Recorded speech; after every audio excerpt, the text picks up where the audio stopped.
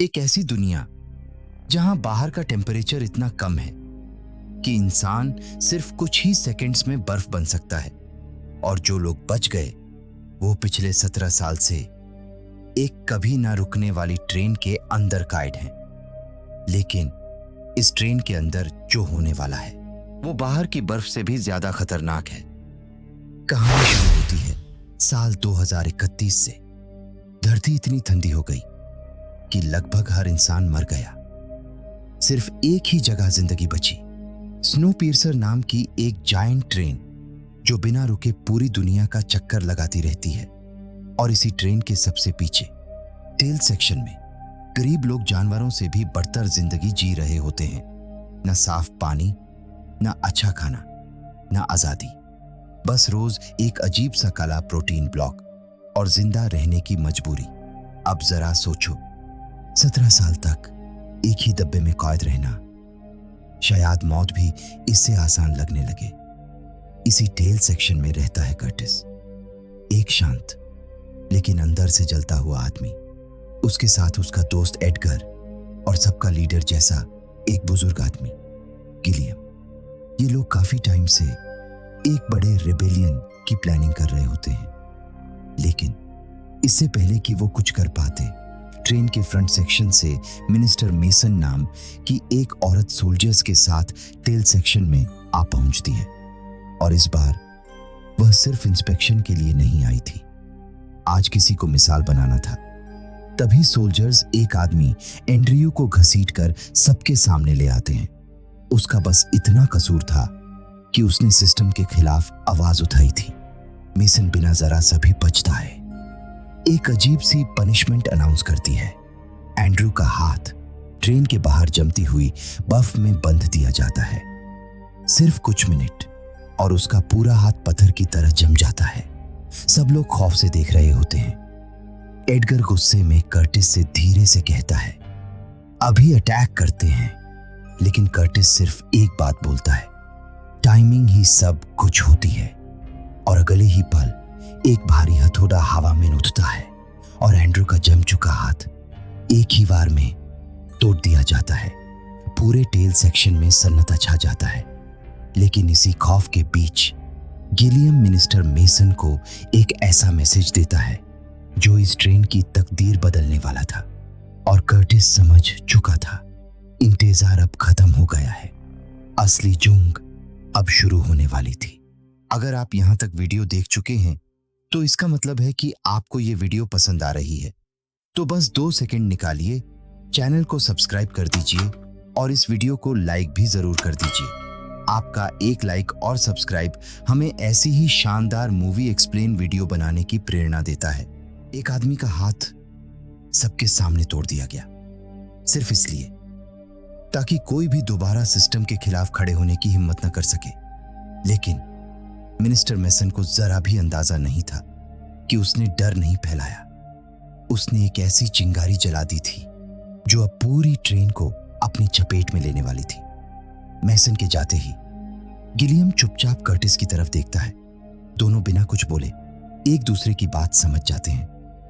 अब इंतजार खत्म हो चुका था, आज बगावत शुरू होने वाली थी। इसके बाद टेल सेक्शन के लोग बिना शोर किए तैयारी शुरू कर देते हैं। कोई पुराने लोहे के पाइप इकट्ठा कर रहा होता है तो कोई उन्हें जोड़कर एक बहुत बड़ा बैटरिंग राम बना रहा होता है जिससे सामने का भारी स्टील गेट तोड़ा जा सके।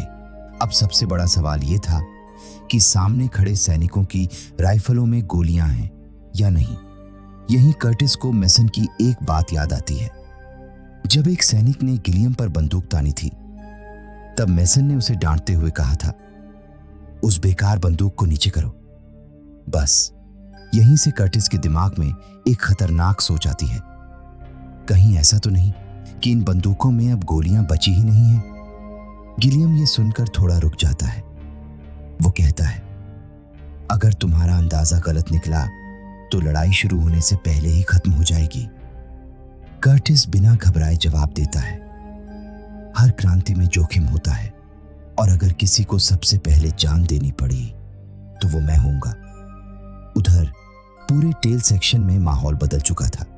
हर इंसान अपने हिसाब से इस लड़ाई का हिस्सा बन रहा था।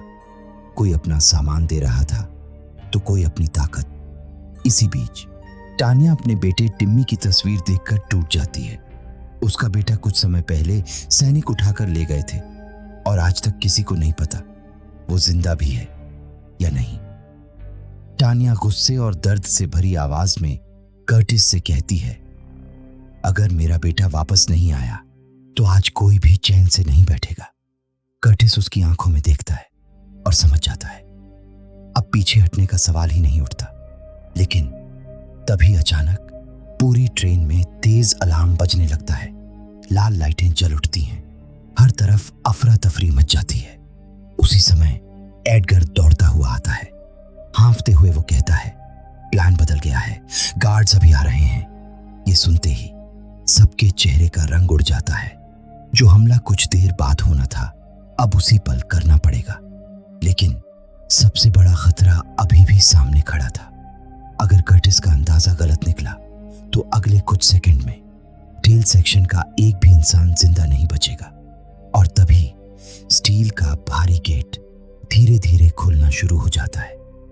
कर्टिस एक गहरी सांस लेता है, अपनी मुट्ठियां कसता है और बिना एक पल गंवाए सीधा बंदूक ताने खड़े सैनिक की तरफ दौड़ पड़ता है। कर्टिस ने बिना कुछ सोचे सीधा सैनिक की बंदूक पकड़ ली और अगले ही पल उसने बंदूक की नली अपने माथे पर रख दी। पूरी ट्रेन में सन्नाटा छा गया। सबकी सांसें रुक चुकी थीं। अगर बंदूक चली तो कर्टिस उसी पल मारा जाएगा। लेकिन कर्टिस ने बिना डरे खुद ही ट्रिगर दबा दिया। क्लिक, बस इतनी सी आवाज आई, गोली चली ही नहीं। एक पल के लिए हर कोई वहीं जम गया और फिर एडगर पूरी ताकत से चिल्लाया, इनके पास गोलियां नहीं हैं। बस यही वो पल था जब 17 साल का दबा हुआ गुस्सा एक साथ फूट पड़ा। टेल सेक्शन के लोग लहर की तरह सैनिकों पर टूट पड़े। किसी ने लोहे की रॉड उठाई तो किसी ने बंदूक छीनकर उसी से हमला करना शुरू कर दिया। कुछ ही सेकंड में सारे सैनिक जमीन पर पड़े थे। अब कर्टिस जोर से चिल्लाता है, आगे बढ़ो। सभी लोग मिलकर उस बड़े लोहे के पाइप को धक्का देते हैं और वह सीधे पहले स्टील गेट से टकराता है। धड़ाम, गेट टूट जाता है। लेकिन ये तो सिर्फ शुरुआत थी। अभी इन्हें पूरी ट्रेन पार करनी थी। कुछ ही देर में ये लोग प्रिजन सेक्शन तक पहुंच जाते हैं। लेकिन यहां उनका सामना साधारण सैनिकों से नहीं बल्कि भारी हथियारों और ढालों से लैस गार्ड से होता है। इस बार लड़ाई आसान नहीं थी। दोनों तरफ से लगातार वार हो रहे थे। लोहे की रॉड ढालों से टकरा रही थी। हर तरफ चीख पुकार मची हुई थी। कर्टिस तुरंत मौका पहचान लेता है, आगे बढ़ो। पूरी टीम गार्ड्स को पीछे धकेलते हुए प्रिजन सेक्शन पर कब्जा कर लेती है। अब उनके सामने कई बंद कैद खाने थे। लेकिन कर्टिस यहां किसी कैदी को छुड़ाने नहीं आया था। उसे ढूंढना था एक ऐसा इंसान जो इस पूरी ट्रेन का हर दरवाजा खोल सकता था। और उसी कैद खाने के आखिर में उसे एक नाम दिखाई देता है, नाइमकुंग मिन्सु। लेकिन उसे बिल्कुल अंदाजा नहीं था कि ये आदमी आगे चलकर सिर्फ उनकी मदद ही नहीं करेगा बल्कि पूरी कहानी की दिशा बदल देगा। कर्टिस और उसकी टीम को अब सच पता चल चुका था कि पिछले 17 साल से वो जिस प्रोटीन ब्लॉक को खाना समझकर खाते आए थे वो असल में तिलचट्टों से बनाया जाता था। लेकिन ये घिनौना सच आगे आने वाले सच के सामने कुछ भी नहीं था। इसके बाद पूरी टीम आगे बढ़ती है। तभी ट्रेन एक लंबी सुरंग में घुस जाती है और पूरा डिब्बा अंधेरे में डूब जाता है। अचानक गार्ड्स नाइट विजन गॉगल्स पहन लेते हैं। अब अंधेरे में सिर्फ उन्हें ही सब कुछ दिखाई दे रहा था। ऐसा लग रहा था जैसे अब कर्टिस की पूरी टीम खत्म होने वाली है। लेकिन तभी एडगर एक मशाल जला देता है। धीरे धीरे बाकी लोग भी आग जला लेते हैं और फिर लड़ाई का रुख बदल जाता है। आखिरकार कर्टिस और उसकी टीम गार्ड्स को हराकर आगे बढ़ जाती है। लेकिन इस लड़ाई में उन्होंने अपने कई साथियों को हमेशा के लिए खो दिया था। इसके बाद उनका सामना फिर से मिनिस्टर मेसन से होता है। अब पहली बार मेसन के चेहरे से घमंड पूरी तरह गायब हो चुका था। डर के मारे वो कर्टिस को ट्रेन के आगे वाले हिस्सों के बारे में बताने लगती है। रास्ते में कर्टिस पहली बार ट्रेन की आलीशान दुनिया देखता है। कहीं लोग पार्टी कर रहे थे, कहीं लोग बढ़िया खाना खा रहे थे और कहीं छोटे बच्चे स्कूल में पढ़ाई कर रहे थे। उन्हें देखकर ऐसा लगता था जैसे बाहर पूरी दुनिया खत्म ही नहीं हुई। यहीं कर्टिस को समझ आता है कि एक ही ट्रेन में दो अलग अलग दुनिया बसती है। आगे बढ़ते हुए मेसन भागने की कोशिश करती है, लेकिन इस बार कर्टिस उसे नहीं छोड़ता और वहीं उसका अंत हो जाता है। आखिरकार कर्टिस इंजन तक पहुंच जाता है, जहां उसका सामना इस पूरी ट्रेन के मालिक विलफोर्ड से होता है। लेकिन विलफोर्ड लड़ाई नहीं करता। वो आराम से बैठकर कर्टिस को एक चौंकाने वाला ऑफर देता है। वो कहता है, मैं बूढ़ा हो चुका हूं, अब इस ट्रेन का नया मालिक तुम बन जाओ। कुछ पल के लिए कर्टिस सोच में पड़ जाता है, लेकिन तभी उसे दिखता है कि इंजन के अंदर एक छोटा बच्चा मशीन के पुर्जों की जगह काम कर रहा है। यानी ट्रेन का सिस्टम चलाने के लिए बच्चों की जिंदगी कुर्बान की जा रही थी। बस यही कर्टिस फैसला कर लेता है, ये सिस्टम अब खत्म होगा। उसी समय नईमगोंग इंजन के बाहर एक बड़ा विस्फोट कर देता है। धमाका इतना जबरदस्त होता है कि पूरी ट्रेन पटरी से उतर जाती है। चारों तरफ बर्फ ही बर्फ फैल जाती है। ज्यादातर लोग उसी हादसे में मारे जाते हैं, लेकिन योना और छोटा टिम्मी किसी तरह जिंदा बच जाते हैं। दोनों ट्रेन से बाहर निकलते हैं।